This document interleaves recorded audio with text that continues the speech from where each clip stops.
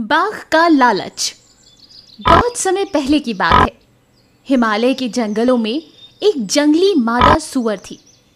वो अपने बच्चों के साथ खुशी से रहती थी।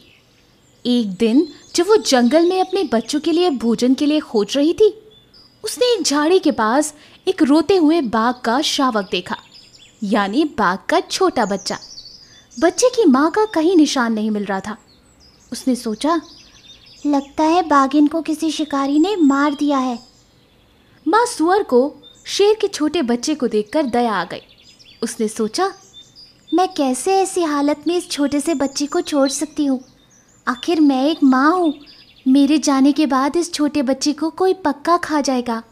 माँ सूअर ने उस शेर के बच्चे को भी अपने पास ही रख लिया और उसकी देखभाल शुरू कर दी। और बाघ का बच्चा भी सूअर के परिवार का सदस्य बन गया।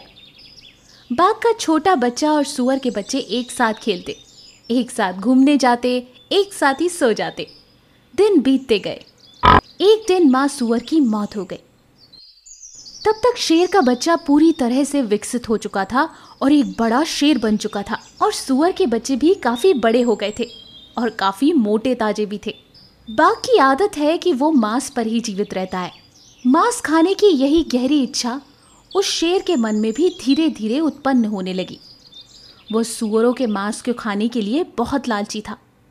क्योंकि वो सूअरों के साथ रहता था तो सीधा हमला करने से वो बदनाम हो सकता था। इसलिए उसने एक योजना बनाई।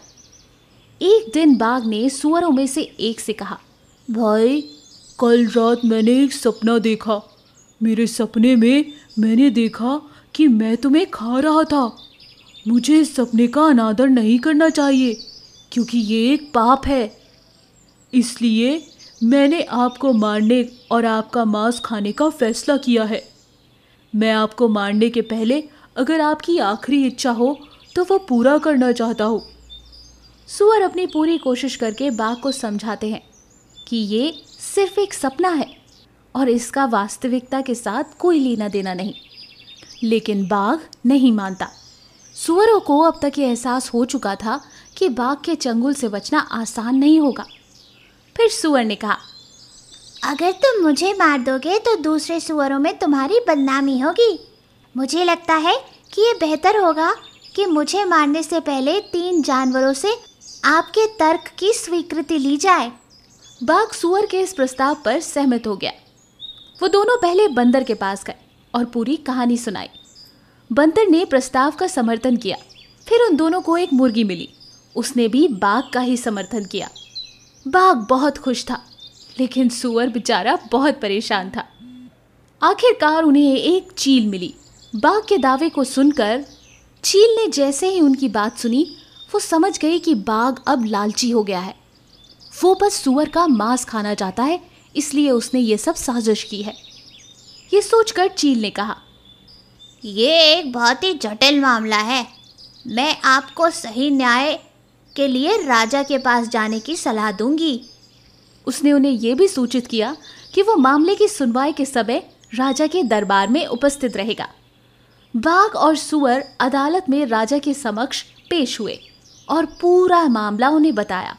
सूअर ने राजा को एक गवाह पेश करने के लिए कहा और फिर राजा ने उन्हें थोड़ी देर के लिए प्रतीक्षा करने के लिए कहा और खुद शाही काम में लग गए। तभी अचानक चील राजा के दरबार में जमीन पर गिर गया और पूरी हर्ष और उल्लास से नृत्य करने लगा। यह देखकर राजा को बहुत क्रोध आया। उन्होंने अदालत में दुर्व्यवहार करने के लिए चील को चेतावनी दी। चील ने राजा से प्रार्थना की कि उसे अपने व्यवहार के लिए माफ किया जाए। मेरे प्रभु, मुझे माफ कीजिए। मैं अदालत की छत पर इंतजार करते करते सो गया था। चील ने बहुत डरते डरते कहा, उस समय मैंने एक सपना देखा, लेकिन मुझे इसे बयान करने में बहुत डर लग रहा है। राजा को बहुत गुस्सा आया। उसने आज्ञा दी कि तुम तुरंत अपना सपना बताओ। राजा साहब, मेरे सपने में मैंने देखा कि मैंने एक राजकुमारी से शादी की थी। ये कहकर चील ने राजा से कहा, अब क्योंकि मैंने ये बात सपने में देख ही ली है, तो कृपया कर किसी भी राजकुमारी से मेरी शादी कराकर मुझे और मेरे सपने को पूरा कीजिए। राजा बहुत क्रोधित हो गया। उसने तुरंत गुस्से में कहा, ये अदालत है, इधर मजाक बनाने के लिए नहीं और ऐसे फालतू नियमों और इच्छाओं के लिए भी नहीं आया जाएगा। ये एक सपने के आधार पर किसी प्रस्ताव को रखना उचित नहीं। एक सपना है और वास्तविकता का उसके साथ कोई लेना देना नहीं। मौका पाते ही चील ने तुरंत राजा से कहा, अगर ये सच है तो फिर कैसे बाघ अपने सपने के बल पर बेचारे सुअर को मारकर उसका मांस खाने की बात कर रहा है? राजा चील की दलील सुनकर एकदम निशब्द रह गए। बात बिल्कुल सही थी। सपने के आधार पर किसी की जिंदगी खत्म कर देना ये वाकई उचित नहीं था। राजा ने अपना आखिरी न्याय सुनाया। उन्होंने बाघ को अपना सपना पूरा करने के लिए साफ मना कर दिया और ये भी निर्देश दिया गया कि बाघ और सुअर जंगल में अलग अलग रहेंगे। तो इस कहानी से हमें ये सीख मिलती है कि लालच के कारण और सिर्फ अपने फायदे के लिए दूसरों का नुकसान नहीं करना चाहिए। अगर हम सिर्फ अपने बारे में सोचेंगे तो किसी न किसी को हानि पहुंच सकती है। घमंडी शेरनी। एक जंगल था, उसमें एक शेर और शेरनी रहती थी। वो जंगल का राजा था और शेरनी उस जंगल की रानी। दोनों एक दूसरे से बहुत प्यार करते थे। उन दोनों के भी 2 बच्चे थे, परंतु दोनों का स्वभाव बड़ा अलग था। शेर एकदम शांत और विनम्र था। जंगल में हर कोई शेर का बहुत सम्मान करता था। अगर जंगल में कोई भी लड़ाई हो जाती तो शेर उसका समाधान निकाल दिया करता था। जंगल में हर कोई शेर का बहुत सम्मान करता था। अगर जंगल में कोई भी लड़ाई हो जाती तो शेर उसका समाधान निकाल दिया करता था। दूसरी तरफ शेरनी ऐसी नहीं थी। उसको अपनी ताकत का बहुत अभिमान था। वो रानी बनकर बड़ा घमंड करती थी। वो उस जंगल में हर किसी को अपने से छोटा मानती थी। और तो और वो अपने बच्चों को भी जंगल में किसी के साथ भी खेलने नहीं देती थी। जब भी वो जंगल में जाती तो किसी से सीधे मुंह बात भी नहीं करती थी, बल्कि मुंह दूसरी तरफ करके सामने वाले को नीचा बताकर निकल जाती थी। जब कभी भी उसके बच्चे किसी जानवर के साथ खेलते हुए नजर आते तो वो बच्चों को अक्सर सबके सामने डांट दिया करती थी। बच्चों, मैंने मना किया है ना, जंगल में किसी जानवर के साथ नहीं खेलना। उनकी तुम्हारे साथ खेलने की औकात नहीं है। तुम समझते नहीं हो तुम्हारा स्तर क्या है।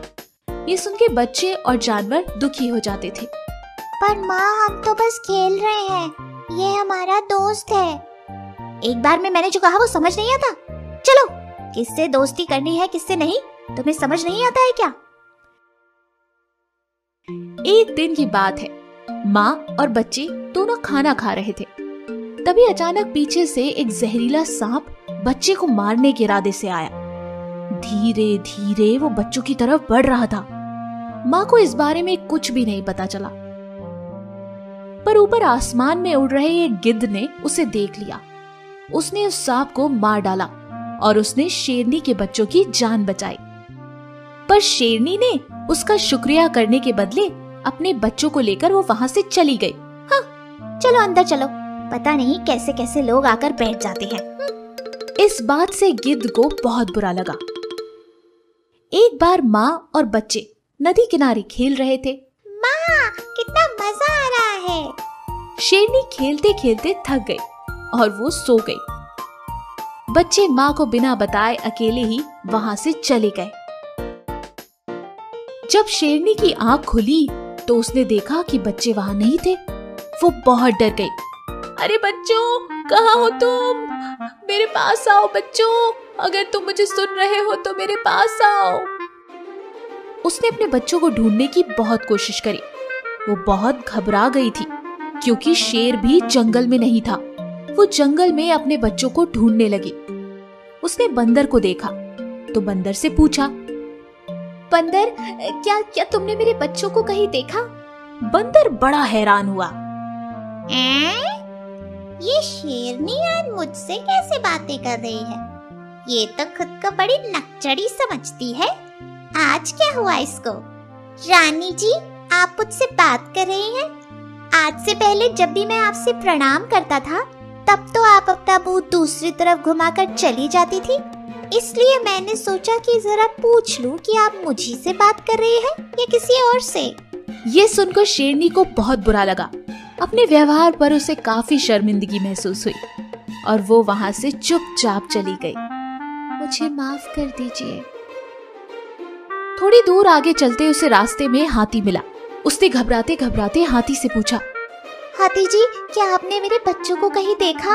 हाथी भी शेरनी के व्यवहार से काफी दुखी था। बड़े ही गुस्से में बोला, क्यों पूछ रहे हो मुझसे? मैं तो पागल हाथी हूँ ना। आप तो मुझे हमेशा यही कहती हो, तो इस पागल हाथी से कैसे पता चलेगा कि तुम्हारे बच्चे कहाँ हैं? शेरनी अब समझ गई थी कि उसका व्यवहार वाकई बहुत गलत था।